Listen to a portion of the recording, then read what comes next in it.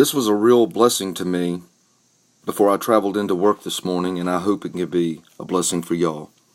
It's a commentary devotional by Oswald Chambers from the verse Isaiah 52:12.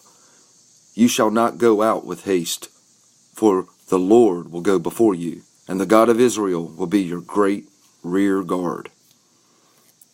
Here's his commentary. Security from yesterday. God requires an account of what is in past. At the end of the year, we turn with eagerness to all that God has for the future, and yet anxiety is apt to arise when we remember our yesterdays. Our present enjoyment of God's grace tends to be lessened by the memory of yesterday's sins and blunders. But God is the God of our yesterdays, and He allows the memory of them to turn the past into a ministry of spiritual growth for our future. God reminds us of the past to protect us from very shallow security in the present. The Lord will go before you. This is a gracious revelation that God will send His forces out where we have failed to do so. He will keep watch so that we will not be tripped up again by the same failures as would undoubtedly happen if He were not our rear guard. And God's hand reaches back to the past, settling all the claims against our conscience. Security for today.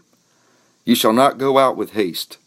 As we go forth into the coming year, let it not be in the haste of impetuous, forgetful delight, nor the quickness of impulsive thoughtfulness, but let us go out with the patient power of knowing that the God of Israel will go before us. Our yesterdays hold broken and irreversible things for us.